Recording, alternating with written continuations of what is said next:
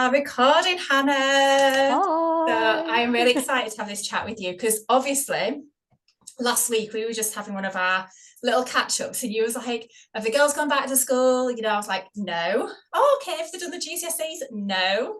Oh, okay. I was like, no, they're not doing the GCSEs.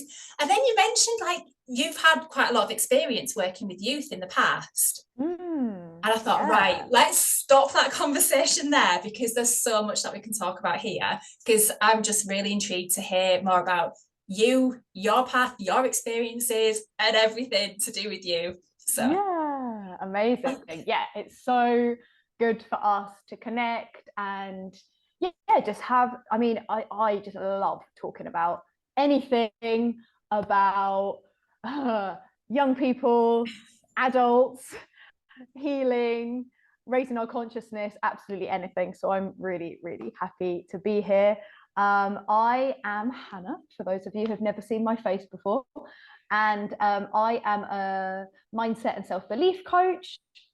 But as Laura just mentioned, before I moved to Spain to pursue my dream life, basically, I was a youth worker, a qualified youth worker for 15 years in the UK. I think it was probably more than 15 years. I started when I wow. was like 19. I started my first work experience as a youth worker. So that is one of my very big passions, working and empowering with young people, teenagers, young people. Yeah. I So just love that. As if you don't even look old enough to do 15 years in the UK. I know. So, how long have you been in Spain now? Yes, I've been in Spain for almost 7 years now. Okay. So yeah, so the youth work side of my career was kind of like a really big part. It was the biggest first chunk of my career. I was studying psychology and sociology, and I decided like, oh, okay, this sociology side of things, and I don't really want to be a psychologist, but it really, really intrigues me, like child development, but then particularly the development of the brain for young people, and not just that, how us as society treat young people, how we see young people, and then how that then impacts how they respond to us and how they contribute to society, right? Yeah. And you've got two teenage girls, right? So you know this in action. I don't have any children, but Yeah, it's absolutely mad. It's mad how they put these labels on themselves. And I was saying, one of my other videos, I was chatting to one of my other friends, and the difference in my children, particularly my oldest, in the way she presented herself to the world because of all of the pressure that, coming up to the GCSE year and entering year 10. And it's almost like I was just watching everything that she's just such a happy, like shining individual, but I just watched it drain out because she was just being told daily that this is it, this is your life, this GCSE period like determines the rest of your life. And I'm like, no, absolutely not. You are not a letter. You are not a letter. My children yeah, are not going to come out with 10 or 12 letters after 11 years of education and a letter to define who they are.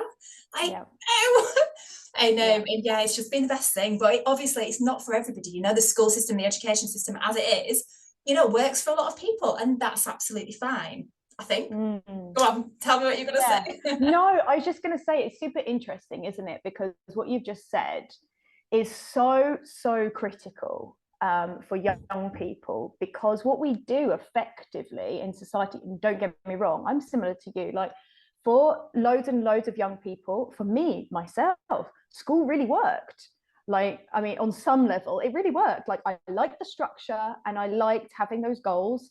I think some of them were to do with me, fitting into that good girl academic role that I kind of formed as my own identity. But anyway, um, during that time, during particularly, 13, 14, 15, when they have to make these really big decisions, their brain, their prefrontal cortex, which is used for planning, for prioritizing, for making good decisions is not fully formed. It doesn't even fully form until we're in our 20s. Mm-hmm. So just imagine what we're trying to encourage young people to do when their brain hasn't even fully formed yet.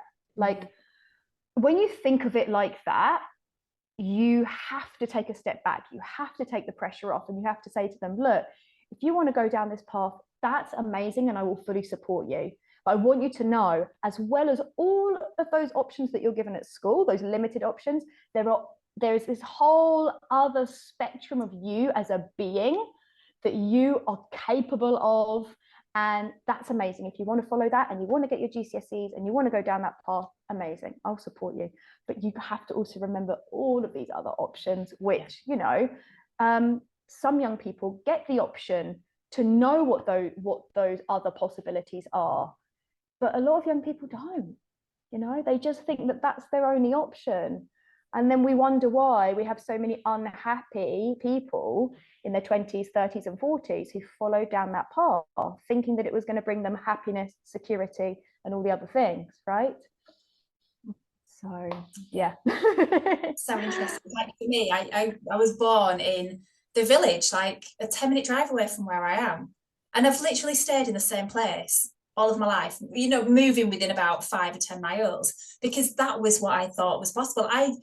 If I'd have had an inkling of something outside of the norm, I'd have been off, you know. And that's why at this stage in our life, it's like, that's it, you know, we're done with this. It doesn't fulfill our needs at all. And that's why we're just on this journey of the unknown completely, and just fully trusting and leaning into that. But it's really interesting when you said you fit into that good girl behavior at school. And I was exactly the same. I went through the school system, GCSEs, A levels, university. But this is the thing, because we fit into these identities to try and please the people around us. So, and we need to do a self-love video, Hannah, at some point, where we will go into this deeper. But just to explain this, is when we are very young, when we're children, we learned to please the people around us. We need to do things in order to get gratification from mum or dad, or to get attention from mum or dad. We have to cry, or whatever that looks like. And so when we grow up, it's like we do well at school. Mum and dad are pleased with us. We do well. The teachers are pleased with us. The grandparents are proud of us. The aunts and uncles are proud of us. So we're kind of trained to do well at those things. And the only thing that we measure our value on is how well we perform in a classroom in a particular subject. But there's so much more. So coming back to that, I know you've written something down to come back to, haven't you? But I just, which is like, there's so much that we need to talk about. But I fit into that role. So on paper, tick, tick, tick, tick, tick. She was a great student, right? Mm-hmm. But I never used that in the workplace, because I never had the confidence to move it forwards, because I always had that self-doubt in me, because I didn't know who I was. And nobody gave me the opportunity to ever explore who I was, what I actually was interested in, what actually lit me up. And in comparison to this, and I'm going to throw this out there straight away, because I want to mention this. So my husband came out of the school system with no qualifications whatsoever. And he's now in a senior management role in a huge organization, and he's in charge of the recruitment process, right? He never looks at the paperwork. He never looks at the grades of those GCSEs. He wants to see that person in front of him. He wants to see what they're interested in, you know, what lights them up, what their passions, what their purpose, and all of that stuff. And then he makes a decision whether or not to move forward with that person based on who they are, their personality, right? Not a grade at the end of it. So when people say, like, they need the GCSEs, they need this to go do this, I'm like, no, we're told that. This is social conditioning. How many adults our age, or older than us, our parents, you know, how many of them needed that grade to get where they are? It's just I'm going to let you talk now because I know you want to say something. No, it's just really interesting what you're saying about like how we, you know, we were conditioned in the school system. And I know, you know, for some people that's going to be really triggering, like, oh, this, you know, school's amazing and the teachers are amazing. I'm not saying the teachers aren't amazing. Teachers are amazing. I'm also a teacher myself, you know. I used to go into schools and teach sex education with young people, and I also do other forms of teaching. I love teachers, don't get me wrong. But the problem is, what we're not teaching young people is that what your teacher says to you about a particular grade or about a particular skill that you have or don't have under their opinion is not fact. We're not skilling up our young people to be able to take an opinion from an adult and say, and critically look at it and say, okay, that's your opinion, but that doesn't actually mean anything about me. That's just one opinion. So I remember when I was in art class, and my art teacher told me, oh no, don't take art as GCSE because you won't pass. My subconscious digested that information as, I'm not creative and I'm never going to be good at art. That's literally the beliefs that I created in that moment as 13, 14, I must have been.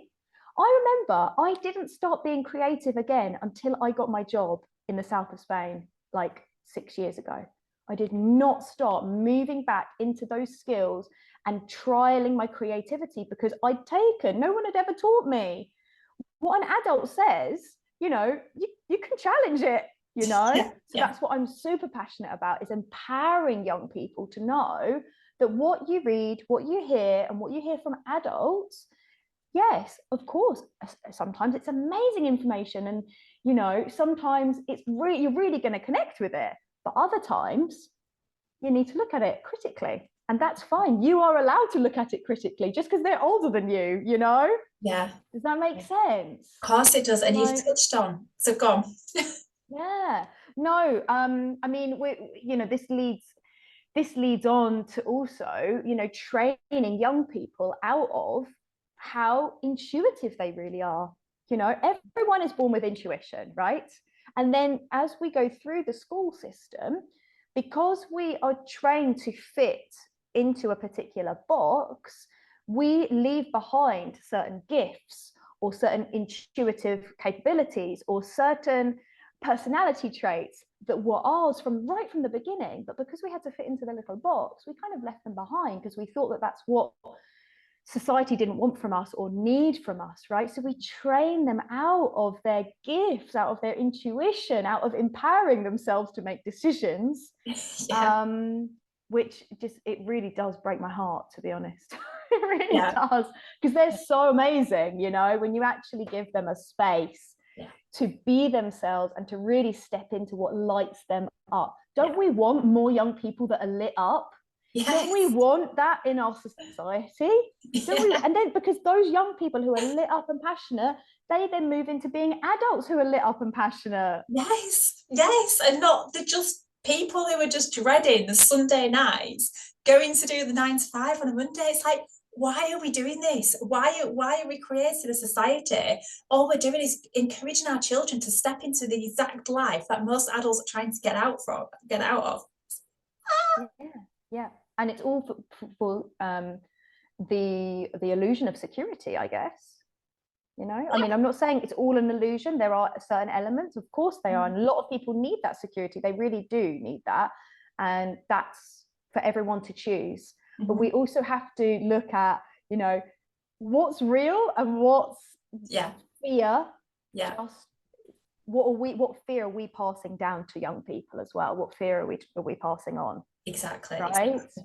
And I am an advocate of, I truly believe that every single person in this world has got a unique gift, skill, ability, talent, passion, something to bring to the world, and it's just buried under all of these years and years of programming, identities and labels, and like you said, you shed it all because, you know, maybe you were told in art class when you were 3 years old, or maybe not 3 but 7, you know, that you can't do this. I mean, I had a very similar experience when I was 7.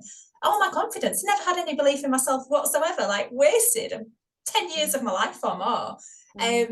because of what was said to me, and the importance of how that gets hung on to your subconscious as well, because no, we're not taught about all of this stuff. I mean, you and I met through the modality we were both training, belief coding, because we both recognise that the people that we are, the identities that we are or we were when we met, are not serving us. They are not helping us to step into our highest good, to be the highest version, the best version that we can be. So it was like, okay, so what is it that we need to do to change ourselves? And this is when we hear a lot about people saying the inner work, doing the healing on ourselves. I mean, neither of us had our arms falling off, or like we had huge mental problems or anything like that, but we didn't need to heal anything so much. But when you start digging into the person you are and why you carry these traits and why you think the things that you do about yourself, sometimes we say, oh, I'm not the confident one, or I'm not capable of that, or people like me don't do that. This is just how we mask all of the stuff that is going on underneath. And as young children, if we can be more aware, or the education system or people working with youngsters can understand that, then they can understand that maybe the things that they're exposed to and how they're taught actually have a huge impact. I mean, one of the things that my girls were saying to me one night a while ago now, we can't go to the toilet at school. I was like, no. I mean, I believe my children. They don't lie to me, but I'm like, no, there must be some mix up, because they're having headaches, and I love, how important it is to be hydrated. So on a morning, I'm like, drink water, we can't, mum, because we can't go to the toilet. Really? Really?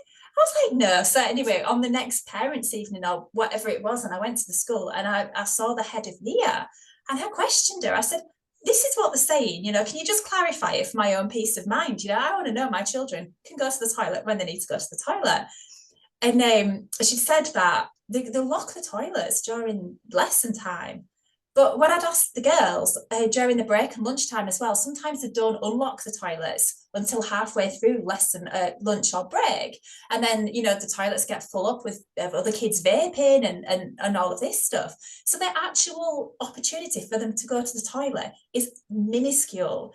And she said it to me like it was the norm. And she with so much brash. And I'm not the kind of person to, I'm not quite quick thinking enough for me to come back to her and say, hang on a minute, whoa. I'm not talking about the other children and how you're dealing with managing the behaviour on other children not vaping in the toilets. I'm talking about my children. I want to know that my children, while they're in your care, are able to use the toilet when they need to use the toilet.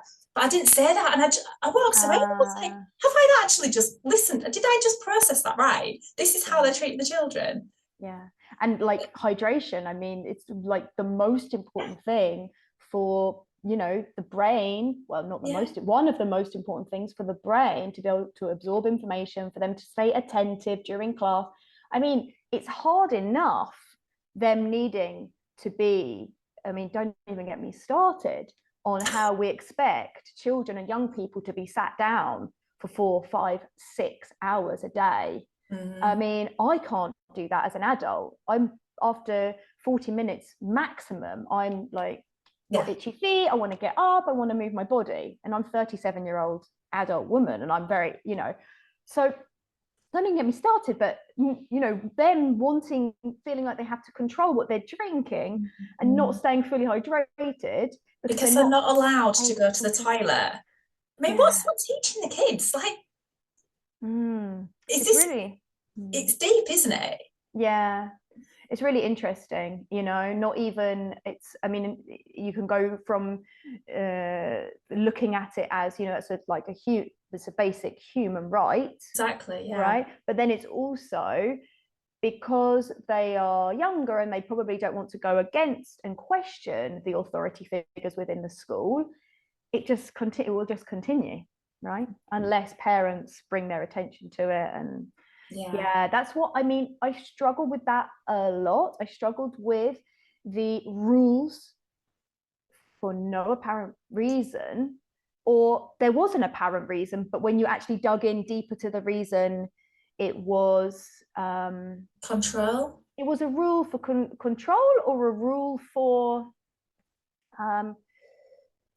convenience, possibly, like, which I know, again, I don't want to disrespect anyone because they work so hard. I really, really know they do. But actually, we have to go back to the basics, which is school is for the young people. I'm sorry. That school is for children and young people. That's the core, that's the foundation, right? Yeah. So if we're setting rules that aren't supporting their needs, that aren't nurturing them, that aren't providing with them with a space for them to grow into their full, most incredible selves, we're doing something wrong, right? We're doing something wrong, you know? 100%. And just leading on from that as well, the reason why I decided to leave youth work is because it got so bureaucratic.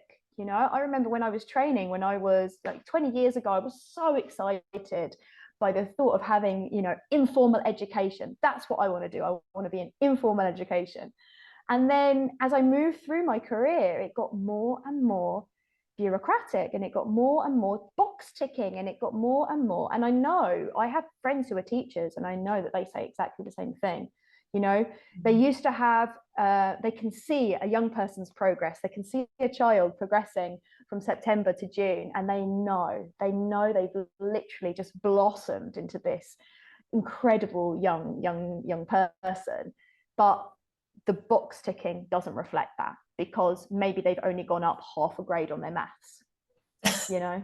Yeah. And something has to shift. Something has to change. And until we have these conversations and other people are asking questions and getting curious about it and challenging it, nothing's ever going to change, right? It's interesting. I had a conversation with another friend who actually knows them, who's going to try and bring an academy or something forward, an alternative education system to really empower children and move away from the sort of indoctrination as well that's out there too. I was like, yes, this is amazing. And I know there's loads of different options out there. You know, there's a lot more people homeschooling children and looking for alternatives. But, you know, it's just bringing awareness. I think for me as well, it's easy for us as parents to think, oh, you know, we went through the school system, it was fine, you know, it taught us this, that, and the other. But the curriculum changed. I don't know what it's like where you are, but it changed in 2020. And it's actually not something that I agree for my children to learn. It's not something that's empowering them, or I just think this is not stuff that's actually going to be useful in their lives. Like, why are we not teaching them about money? Why are we not teaching them about finances? Why are we not teaching them about the healthy food, how to grow food? Why are we not teaching them these life skills, how to run a house and all the rest of it? It's like, why are we're prioritizing like this curriculum over stuff that's actually going to be useful to them? Yeah, self-worth. We're literally self-worth, massive, self-love, massive. How to think. We teach them what to think. We don't teach them how to think. Yeah, exactly. Like, connecting with that critical, we're not teaching them how to critically think. Not so, Laura, what do you say to your girls then? Like, what's an example of the things that you say to them to encourage them to step into their full wonder of what they are as teenagers? What things do you say to them? What do I say to them? Like, how do you encourage them, you know?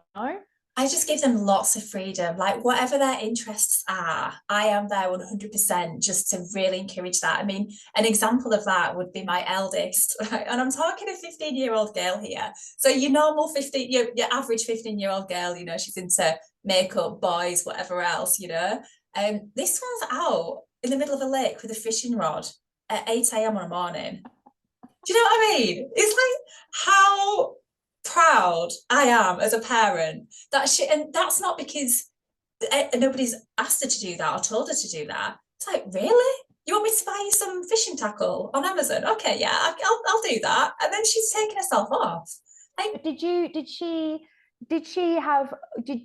did you and your husband do that for them? Did you present them with options? Did you go and try things together? How did you offer options to them, I guess, is my question. Yeah, I suppose it's just a lifestyle that we have. I think because we're such an outdoors family, we're always out doing things.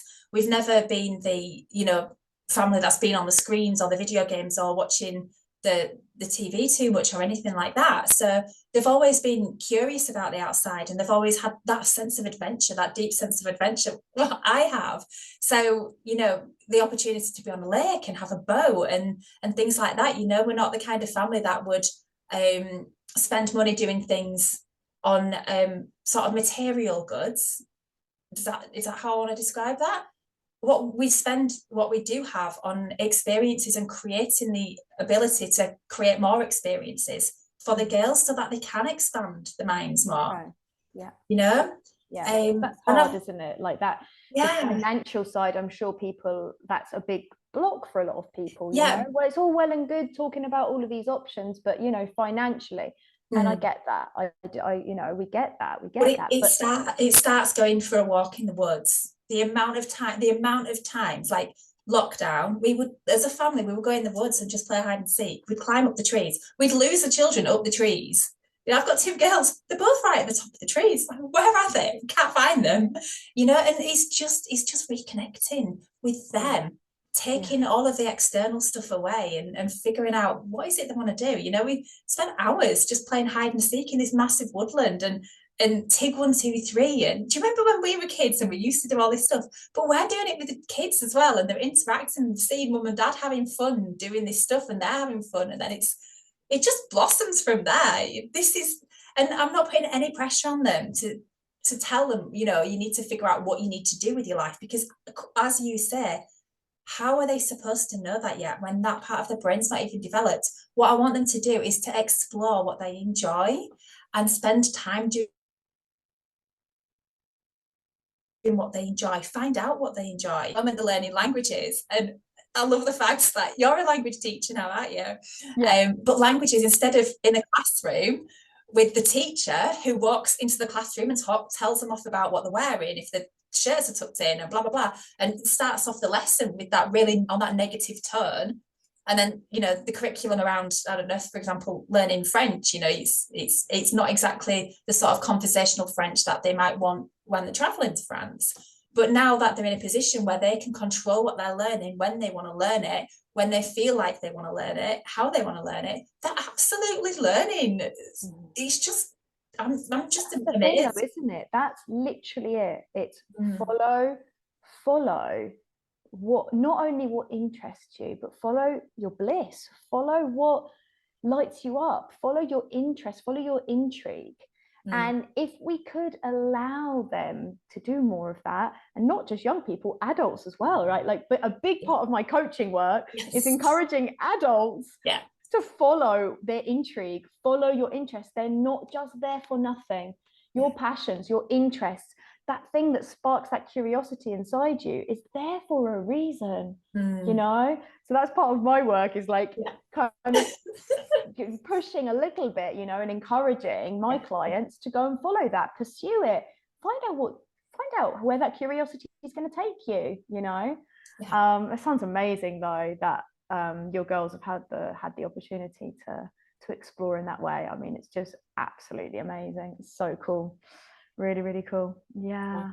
There was something that popped into my head and it's just gone out again. And I can't remember what it was. Well, I'll just chat until it comes up. Chat away. No, I just on the other side as well, you know, we're talking about you know, giving young people these opportunities to, you know, to play more, to explore more. I mean, we could go down the whole of, you know, what we do between genders, about how we teach, you know, young girls to be careful all the time, whereas boys are more encouraged I'm talking in general, I'm stereotyping, but boys are more encouraged to take more risks, you know. And so as adults, one thing I've had to really learn is, Hannah, you can take risks, you can fail, people can not like you, people can not like what you're saying, and it's okay, you know, because that was such a deprogramming process, and I'm still in the process of it now. And so what I would love to see is us, particularly teaching young girls, young women to have that, you know, that inner confidence to be able to step forth, say what they want to say, at risk of someone not liking them, at the risk of not being that perfect, image of what we're supposed to be or what society wants us to bring, apparently, right? Yeah. It's interesting because it's like you put your hand up and you get the right or wrong answer. There's no right or wrong answer, one truth for me might be different to a truth for you, and that's coming back to what you were saying about intuition. We are all so different, but we all have our own inner guidance system that is always helping us to get to exactly where we want and get what we want out of life as well. And because we've detached so much from that, it's mental. And the way that we tune back into that is exactly as you're saying, follow your bliss. The clue is your feeling. This is the big clue. And when I work with clients and I say to them, do what you enjoy, what lights you up. What do you really enjoy? If you had a full day to do anything you wanted in the world, what would you do? And you know what? It takes weeks and weeks before they can actually unpick and unravel the idea, everything, to try and get to what that is, because we are so programmed as a society that everything has to be go, go, go, do, do, do. And it is just living in this survival mode. And all it takes is us to just stop and just be able to sit with ourselves and listen to ourselves. And I know that's uncomfortable sometimes because a lot of us are holding on to a lot of beliefs and programs that have been put in there, guilt or shame or whatever else, but just give yourself love, because they're not yours. They're things that have been put on you. And I know I'm going off on an angle here and we need to do this another time. Yeah. But, I would just say that, as adults as well, watching this, we just need to learn to just stop and learn to just tune back into who we truly are, away from everything that society has taught us to think and believe. Yeah, it's that what we've been programmed, which is productivity equals value, right? Yes. My product, how productive and effective and how much I do equals my value. And so we're encouraging people to deprogram and come out of that, be brave enough to come out of it. And if we could start with young people, how incredible would that be? Yeah. I mean, it would just be so amazing. So yeah, I'm so glad that we were able to unpick a little bit of this today. I know. Even though we could probably go on for hours and hours. Yeah, we'll leave it there for now.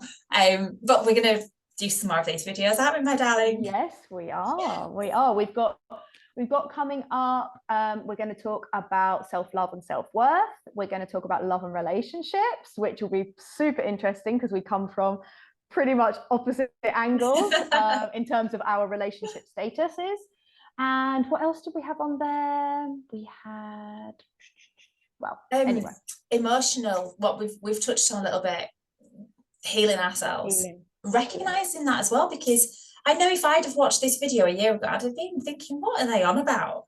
I don't need to heal it. I'm fine. My life's fine. Blah, blah, blah. Ticking all these boxes. I've done everything I wanted to do in my life. Everybody's happy around me. Everything's fine. But that's just something else that we tell ourselves, isn't it? And I didn't know I was telling myself it. Right. Interesting. Yeah, that will be really interesting as well, because we both have different stories in terms of our own healing journey as well. So yeah, amazing. Right then, my darling, thank you so much for that. Thank you. And I cannot wait to speak to you again soon. Ciao. I love you. So much. Love you too. Oh, bye. Actually, no, what I need to say is you can tell what amateurs at this, can't we? Wherever you're watching this video, if it's YouTube or whichever channel, please can you like, share and subscribe on either Hannah's channel or my channel, and we will put the links to both of our pages and everything in the comments somewhere on the video. Does that cover everything? I think that covers everything. Thank you so much. Perfect. Take care. Love you. Okay. Bye. Bye.